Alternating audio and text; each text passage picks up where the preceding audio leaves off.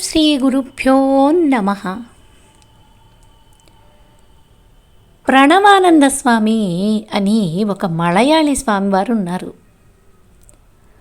ఆయనకి గురువు దగ్గర సాధన చేశారు, ఆత్మానుభవాన్ని పొందలేదు. కానీ ఏవో చాలా అభ్యాసాలు, గురువుగారి సేవ చేయటం, వేదాంత సారాన్ని గ్రహించటం, ఇవన్నీ చేశారు.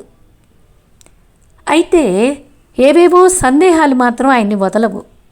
భగవాన్ దగ్గరికి వచ్చి ఆయన్ని అడిగి తెలుసుకుందాము అని అనుకున్నారు. ఆయన సేవ చేస్తారు, ఆయన దగ్గరే నివసిస్తారు. సందేహాలు మాత్రం ఆయన అడిగి తెలుసుకుందాంలే అనుకుంటారు, కానీ అడగరు. ఆ సమక్షంలోకి వెళ్ళగానే ఆ ప్రశ్నలన్నీ ఆయనలోనే ఉండిపోతాయి, బయటికి రావడం లేదు. ఆయన కూడా అంత సాధన చేసిన మహానుభావుడు కాబట్టి ఆయనకి శిష్యగణం, ఒక ఆశ్రమం అంతా ఉన్నది. సరే, ఆయనకు ఒక ఉపాయం తోచింది.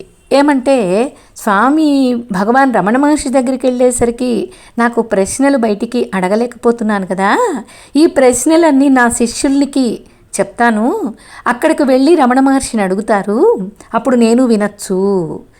ఈ ప్రశ్నలకి జవాబులు ఆయన దగ్గరే తీర్చుకోవాలి సందేహాలు అని అనుకున్నాడు. సరే, ఆ శిష్యులకి అన్నీ చెప్పాడు. వాళ్ళ చేత అడిగించాలని చెప్పేసి వాళ్ళని తయారు చేసి పెట్టాడు.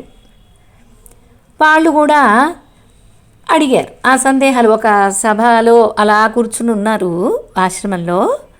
అందరూ విచ్చేసి భక్తులందరూ కూర్చొని ఉన్నారు. ఒక సభగా ఏర్పాటు చేసి ఉంది.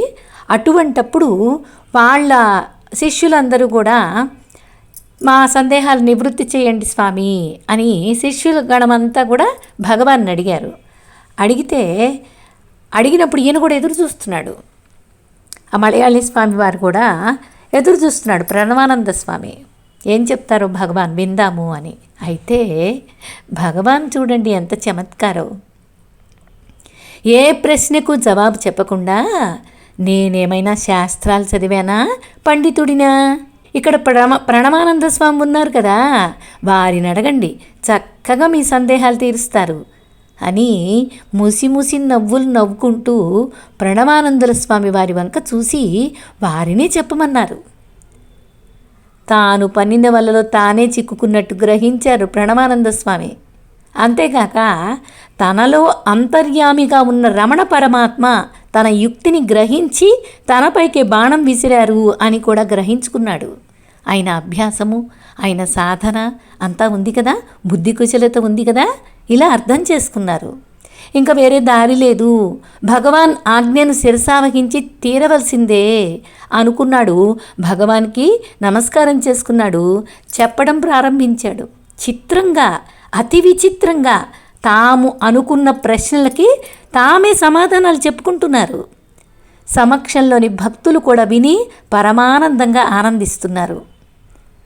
అయితే యథార్థం అనేది ఒక్క ప్రణవానందులకే తెలుసు. అది తన ప్రజ్ఞ కాదని, రమణ భగవాన్ వాణి తమ నోట పలుకుతుంది అని. ఇదే భగవాన్ కరుణ. ఇలాగా ఆశ్రమానికి వస్తారు. స్వామి భగవాన్ సన్నిధిలో కొన్నాళ్ళు ఉంటారు, వెళ్ళిపోతూ ఉంటారు. అట్లాగా వెళ్ళటానికి ప్రణవానందులు భగవాన్ సన్నిధికి వచ్చి నేను ఇంకా తిరుగు ప్రయాణం అవుతున్నాను, నాకు సెలవు ఇవ్వవలసింది అని కోరుకున్నారు. అప్పుడు భగవాన్ ఒక చేతి కర్రను తయారు చేస్తున్నారు. కాసేపు ఆగండి, ఈ కర్రను బాగా నునుపు చేస్తున్నాను, తీసుకువెళ్దురు కానీ అన్నారు. ప్రణవానంద స్వామి ఏమన్నారంటే, ఎవరికి కావాలండి మీ చేతి కర్ర? ₹1కి 2 కర్రలు దొరుకుతాయి బజార్లో. ఆ కర్రను మీరే ఉంచుకోండి, వృద్ధులవుతున్నారు కదా, 3వ కాలుగా పనికొస్తుంది మీకు అన్నారు ప్రణవానందులు. అప్పుడు హాల్లో ఉన్న భక్తులందరూ నివ్వెరపోయారు. ఏమిటి ఈయన వాలకం? భగవాన్ చేతి మీదుగా ఏ వస్తువు లభించినా ఏదో ఒక ఉపయోగం ఉండనే ఉంటుంది, మహాభాగ్యం అనుకోవాలి కదా, అటువంటిది ఈయన ఇలాగనడం ఎంత దౌర్భాగ్యం అనుకుంటూ ఉన్నారు ఆశ్చర్యంగా. అలా అనుకుంటూ ఉండగానే ప్రణవానందులు, భగవాన్ ఒక చేతి కర్రను ఇచ్చి నన్ను ఏమార్చాలనుకుంటున్నారా మీరు? తమ అనుగ్రహ దండాన్ని ప్రసాదించండి ఆ అనుగ్రహ దండం సహాయంతో ఈ అజ్ఞాన అంధకారం నుండి జ్ఞాన ప్రకాశంలోకి ప్రవేశిస్తాను అన్నారు. చూడండి ఎంత గొప్పగా అర్థం చేసుకుంటారు మహానుభావులు. నివ్వెరపోయారు భక్తుల ముఖాలు ఒకరికొకళ్ళు చూసుకున్నారు. భగవాన్ కూడా తమ మందహాసంతో ఆ ఆయన సమక్షంలో మొత్తం ఆ ప్రదేశం అంతా కూడా వెలుగుతో నిండేలాగా ఆయన అనుగ్రహ వీక్షణ దృష్టిని ప్రసరింపచేశారు. ఇలా ఆనందంగా ప్రణవానంద స్వామి తిరుగుముఖం పట్టారు. ఇలాగా ఆశ్రమానికి ఎందరో వచ్చిపోతూ ఉంటారు. ఆ వచ్చిపోతూ ఉండే ప్రదేశంలో ఆశ్రమంలో ఒక కాకి పడి చచ్చిపోయింది. గడిచిన జన్మలో ఆ కాకి ఎవరో, ఆ కాకికి తమకు గల సంబంధము అనుబంధము ఏమిటో భగవాన్కే తెలియాలి. భగవాన్ దానిని సమాధి చేశారు. ఇది జరిగిన కొద్ది నిమిషాలకు అక్కడకు ప్రణవానంద స్వామి వచ్చారు. వారిని చూస్తూ రండి రండి, ఇంతకుముందే కాకికి సమాధి చేశాను అన్నారు భగవాన్. అందులో చెప్పుకోదగ్గ గొప్పేముంది అన్నారు మళ్ళీ ప్రణవానందులు.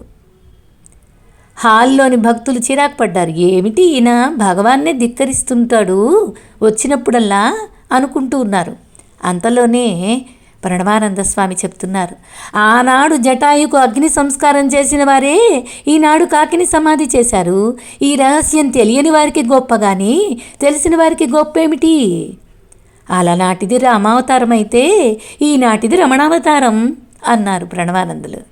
స్వామి చలోక్తికి, వారికి భగవాన్ ఎడల గల భక్తికి సన్నిధిలోని వారంతా ఎంతో ఆనందించారు. ప్రణవానందులు చమత్కార ప్రియులు అంటూ సంభాషించారు భగవాన్ రమణ మహర్షి. ఇలాగ ఎందరెందరో ఆయన సన్నిధానానికి వస్తూ ఉన్నారు. ఒకనాడు ఒక హేతువాది వచ్చాడు. భావనకి దిగాడు. దేవుడు దేవుడు అంటావు, ఆ దేవుడు పుట్టించడం వట్టి మాట. విజ్ఞాన శాస్త్రం ఇంతగా పెరిగిన ఈ రోజుల్లో దేవుడు, గుళ్ళు, గోపురాలు, పూజలు, పునస్కారాలు, యాత్రలు, మొక్కులు వగైరాలన్నీ మూఢత్వం అని వాదిస్తున్నాడు. అమెరికాలో ఒక శాస్త్రజ్ఞుడు జీవ పదార్థాన్ని కనుగొన్నాడు తెలుసా అన్నాడు. నిజమే, ఆ శాస్త్రజ్ఞుడు మరెవరో కాదు, మన భారతీయుడే. ఆయన పేరు హరగోవింద్ ఖురానా. అమెరికా పౌరసత్వాన్ని పొంది అక్కడ స్థిరపడ్డాడు ఆయన. అయితే ఆయన ఉన్నటువంటి జన్యు పదార్థాన్ని కనిపెట్టాడు కానీ దాన్ని కొత్తగా సృష్టించలేదు కదా అని భగవాన్ అన్నారు. జవాబు చెప్పలేక తెల్లముఖం వేసుకొని కూడా వితండవాదన వదలలేదు.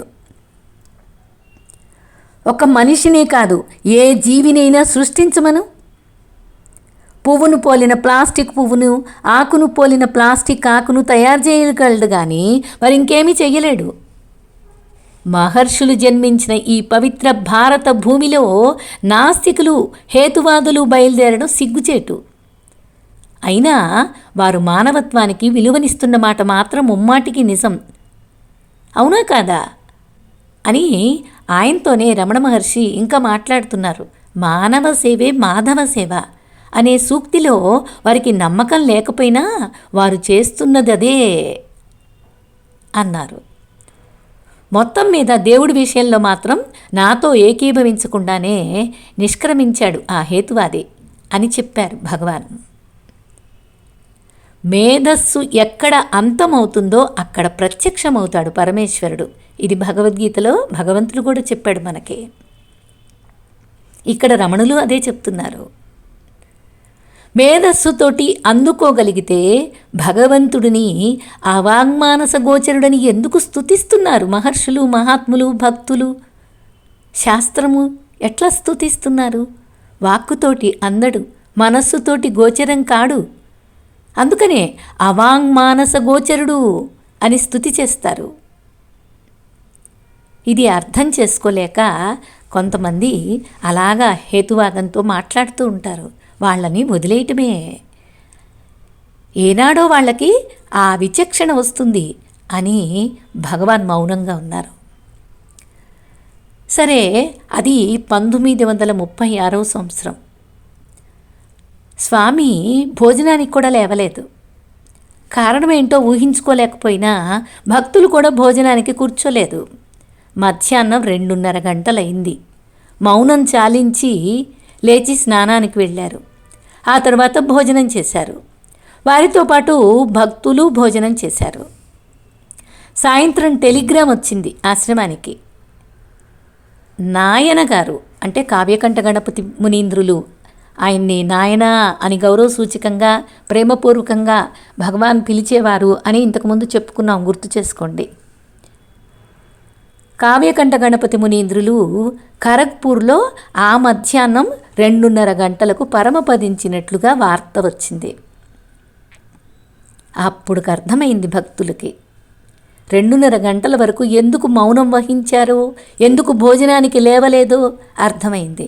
అయ్యో నాయన మనకిక లేరే అని బాధపడుతున్న భక్తులతోటి నా దగ్గరికే వచ్చారు నాయన, ఇంకెక్కడికి వెళతారు, నాలోనే కలిసిపోయారు అని చెప్పారు చిరునవ్వుతోటి భగవాన్ భక్తులతోటి. ఇలాగా భగవంతుడు ఆత్మ నేను వేరు కాదు అంటూ ఒక్కొక్క విషయంలో మనకి ఆత్మబోధను ఇలా ప్రవచిస్తూ ఉంటారు. బోధ కాదు, ఉపన్యాసం కాదు, ఒక అనుభవాన్ని అందిస్తూ ఉంటారు. ఆయన అనుభవిస్తూ మనకు చూపిస్తూ మనల్ని అనుభవింపచేస్తూ ఆ ప్రయాణంలో నడిపిస్తూ ఉంటారు భగవాన్ రమణ మహర్షులు. ఓం తత్సత్.